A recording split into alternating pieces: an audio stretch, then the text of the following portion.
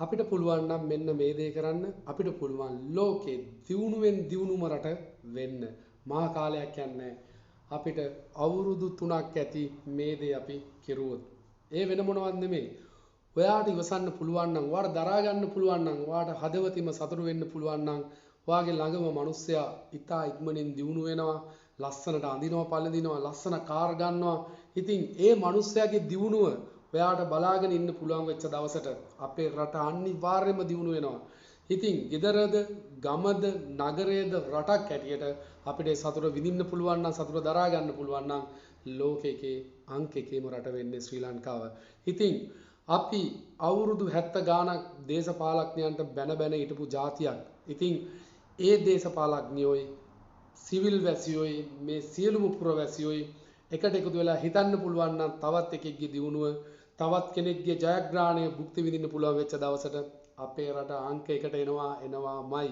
ඒක කිසිම ලෝකේ කිසිම රටකට අපිට හානි කරන්න එහෙම නැත්නම් අපිව වටන්න නම් වෙන්නේ නැහැ. හේතුව තමයි අපේ රටේ මිනිස්සුන්ගේ සතුට, අපි එක එක්කෙනාගේ සතුට අපිට දරා ගන්න පුළුවන් වෙච්ච දවසට අපි අනිවාර්යයෙන්ම දියුණු වෙනවා.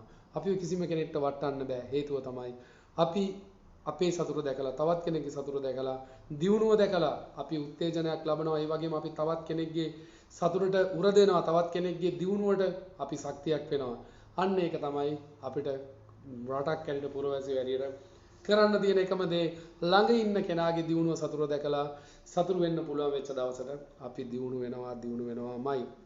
ඉතින් අවුරුදු 70 ගාණක් නෙමෙයි, ලක්ෂ ගාණක්, දහස් ගාණක් අපි පල්ලි පන්සල් යන જાතියක්. ඉතින් අපි වසර 100,000 ගාණක් අපි ආගම් අදාහගෙන ඉන જાතියක්. ඉතින් උදේට පල්ලි ගිහිල්ලා පැය ගාණක් යන්න කලින් අල්ලපු ගෙදර මිනිස්සුත් එක්ක රණ්ඩු වෙන જાතියක්. ඉතින් පන්සලට මල් වට්ටිය ඔළුවේ තියන් යන අපි කවදද සතුටින් ඉන්නේ? අල්ලපු ගෙදර මිනිස්සුත් එක්ක සතුටින් ඉන්නවද? අපේ රටේ මිනිස්සු මල් වට්ටිය ඔළුවේ තියන් ගියාට ඔය රටේ කීයෙන් කී දෙනාද අල්ලපු ගෙදර මිනිස්සුත් එක්ක සතුටින් ඉන්නේ?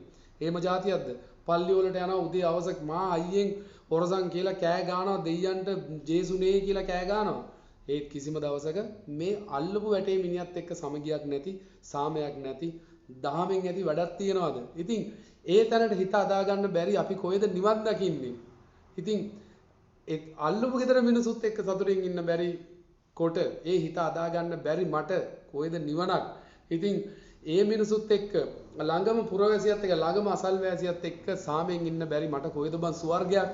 කියන්න තියෙන එච්චරයි. ගිහින් එන්න. නැවත අපි හම්බෙමු. මේ channel එක subscribe කරුවත් එකයි නැතත් එකයි. ඉතින් හිතට දැනෙන දේ මම කියනවා. ගිහින් එන්න.